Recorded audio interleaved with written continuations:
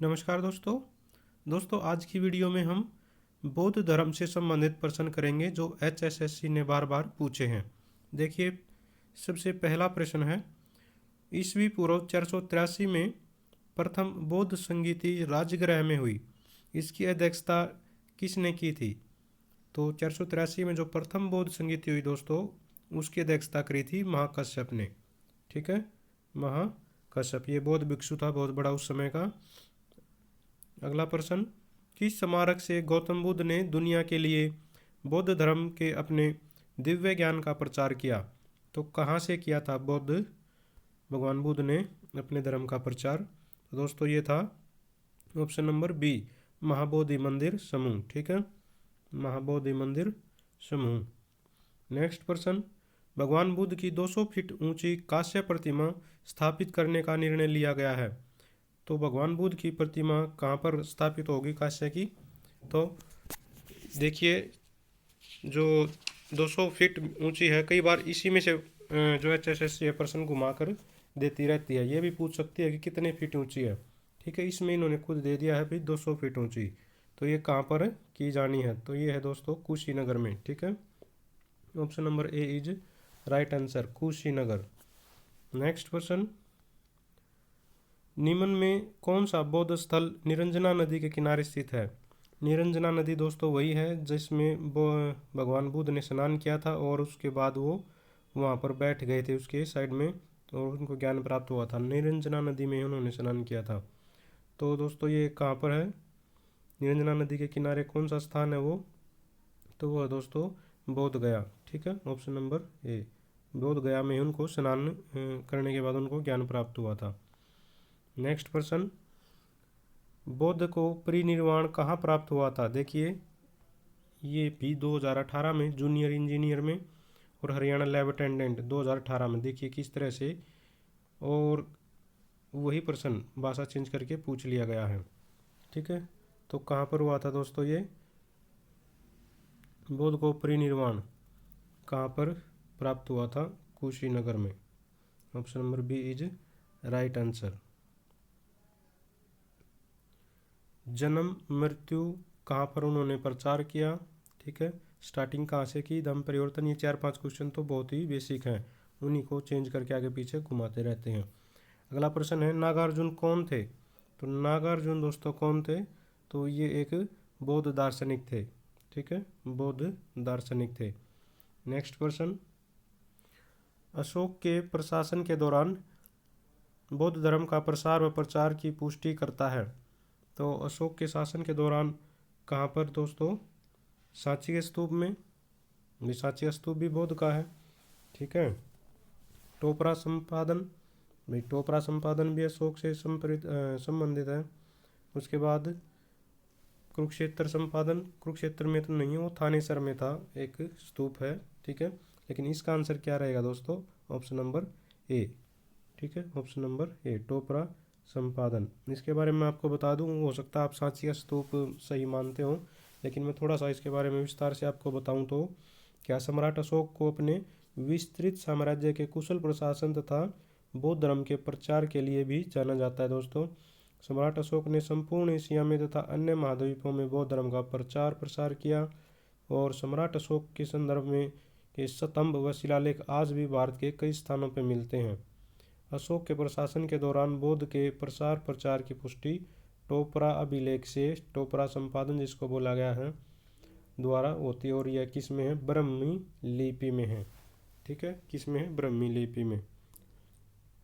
Next प्रश्न, गुप्त वंश के बाद ईसा की 6ठी सदी के मध्य ने डैश ने पंजाब पर वर्चस्व किया था। तो गुप्त वंश के बाद 6ठी शताब्दी में किसने पंजाब पर राज किया था दोस्तों?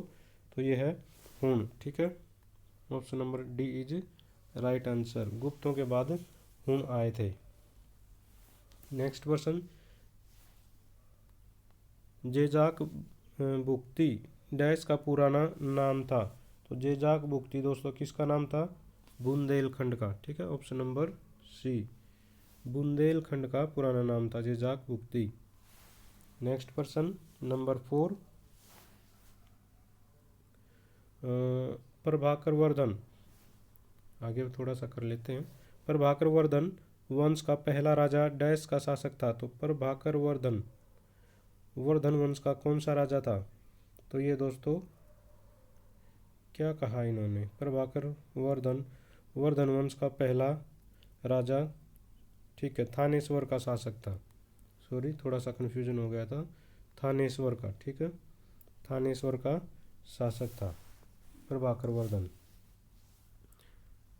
नेक्स्ट, डैश वर्धन वंश का संस्थापक था। तो वर्धन वंश की जो स्थापना वो किसने की थी? वो की थी पुष्यभूति ने, ठीक है। Option number D is right answer. ये प्रश्न बहुत बार आता है, जैसे हर्षवर्धन के बारे में पूछा जाता है, ठीक है, हर्षवर्धन किस वंश से संबंधित थे? तो पूछा जाता है पुष्यभूति, ठीक है, आंसर होता है उसका। नेक्स्ट, वर्धन वंश का प्रथम राजा कौन था? तो वर्धन वंश का जो प्रथम राजा दोस्तों कौन रहा था? ये था प्रभाकर वर्धन, ठीक है, Prabhakar Vardhan. Option number B is right answer. Next, Harshavardhan ने थानेश्वर पर डैश के दौरान शासन किया।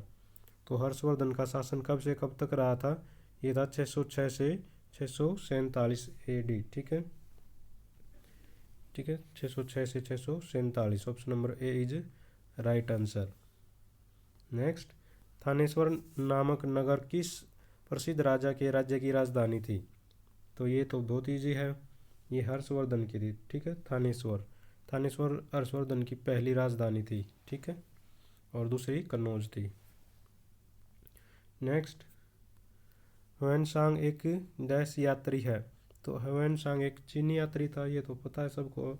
ये भी पूछा जाता है किसके कार्यकाल में आया था? तो ये हर्षवर्धन के कार्यकाल में आया था। इसको याद करने का तरीका यही है से हर्षवर्धन, है से ह्वेनसांग, ठीक है, तो दोनों क्या है से शुरू है, ओके। और ये आया था दोस्तों 630 से 45, ठीक है, 15 वर्षों तक वो भारत में रहा था। और इन्होंने अपनी किताब लिखी थी CU की, ठीक है, CU की। और हर्षवर्धन सॉरी, ये तो था ह्वेनसांग। इसके बारे में कई प्रश्न पूछे जाते हैं। इसको बोला जाता है यात्रियों का राजकुमार, नीति पंडित, राज्य मुनि, ठीक है, इस तरह के नामों से भी ह्वेनसांग को जाना जाता है, ठीक है। ये प्रश्न आते हैं बार बार। हर्षचरित डैश द्वारा लिखी गई थी। तो हर्षचरित बाणभट्ट द्वारा लिखी गई थी, ये तो आसान है, ठीक है, हर्षचरित बाणभट्ट। नेक्स्ट प्रश्न, बाणभट्ट हर्षचरित के संबंध में निम्नलिखित में से कौन सा कथन असत्य है? तो इनमें से असत्य कथन कौन सा है दोस्तों?